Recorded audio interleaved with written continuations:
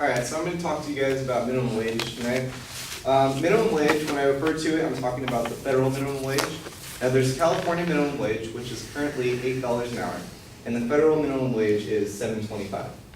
And so for each state, it takes whichever one's the highest, and that applies for that state.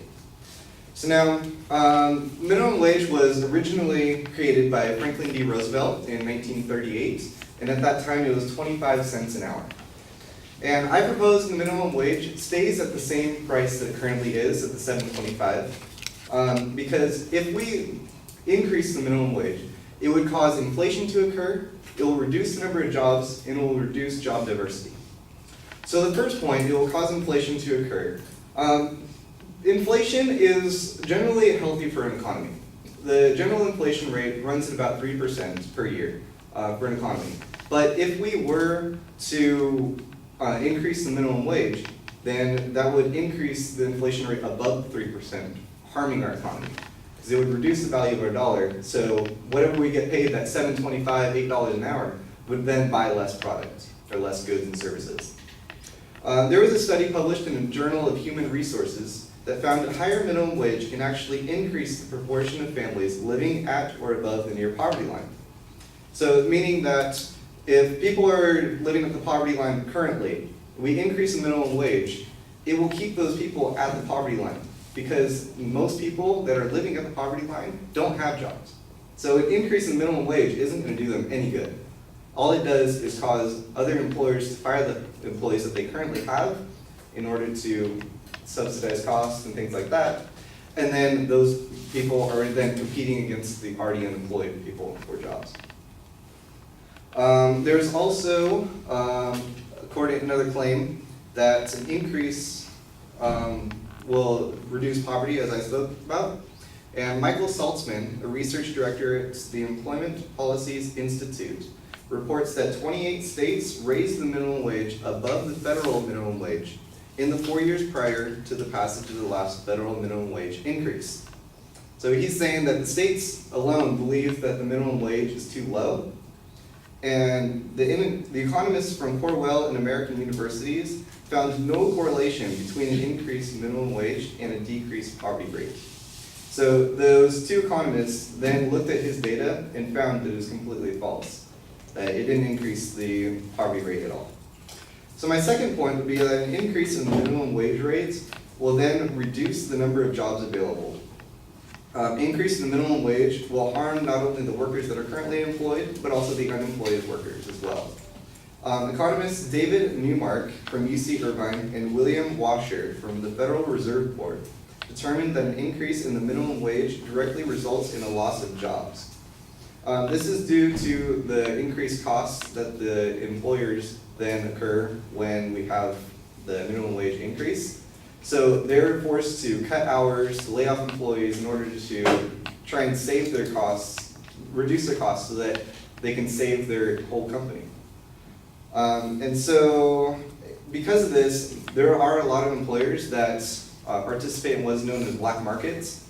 So basically, they don't follow the rules of the minimum wage rates, and they set their own rate, and they hire illegal immigrant workers to work under them so that they can get the best bang for their buck. But the thing is, this takes away the jobs from the actual legal workers that are trying to make a living and trying to support their family as well. My final point is that the increase in minimum wage would cause a loss of job diversity.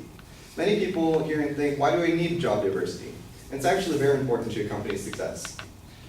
John Wybe, managing editor at Harvard Kennedy School of Government, states that a large firm might likewise try to squeeze more work out of its salaried managers and hire more part-time workers to avoid the benefits of obligations. So he's saying that in companies that are large and they have a lot of workers, they are going to go and fire all their full-time employees and hire a bunch of part-times. And you guys might think it's not really a big deal or anything like that, but it actually is. And almost all of the retail stores that we have, all the employees are part-time employees. Only full-time are managers and assistant managers and things like that.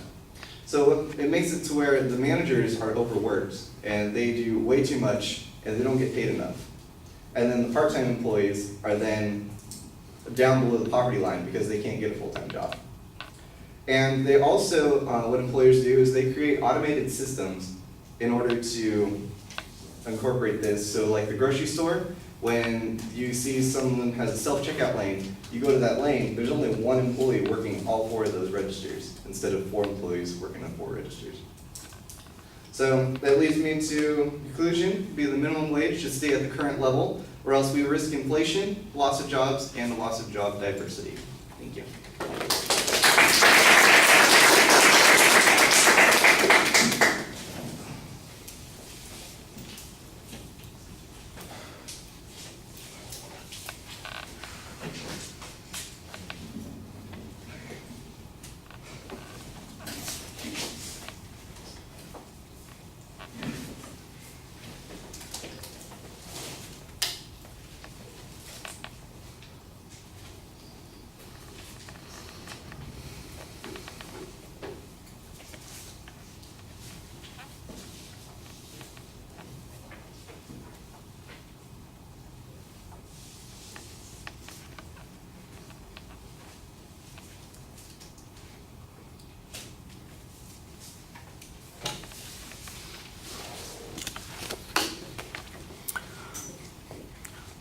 All right, Andrew, I think you did a good job identifying what the topic is, but you're not quite as adept at that when it comes to the proposition, because the way you've got it phrased, it's a policy claim that the minimum wage should basically stay where it is.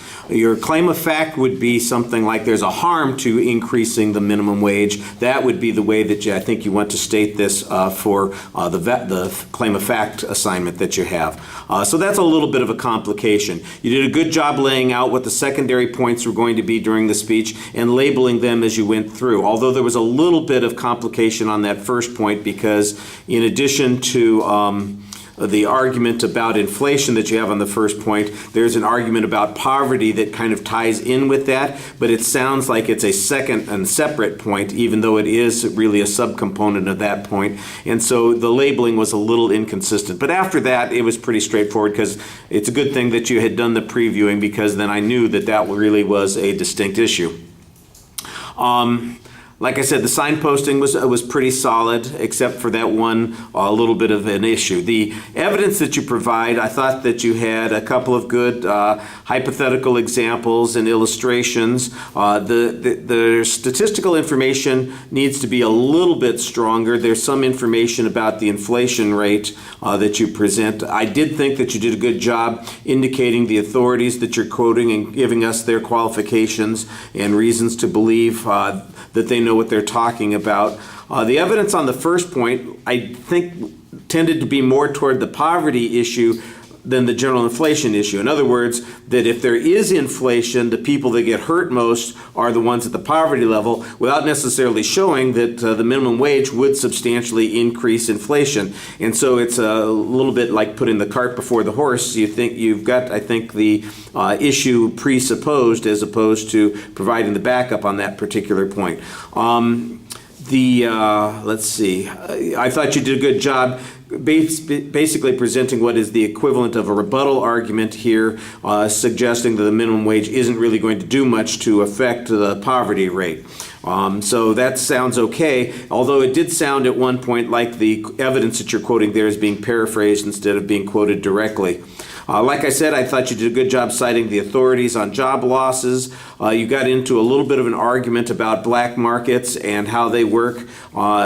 There's no quantification of that. There's just an explanation that this may happen or it could be happening, but we don't really see how strong an influence it is. So I think it needs some development there. And then on the third point, there's a lot of assertion about all these part-time workers. I'm not saying that what you're saying is not true, but I think you do need to provide some documentation of that. I thought the delivery was usually solid. You do a pretty good job speaking to the audience and making contact with us. Thank you.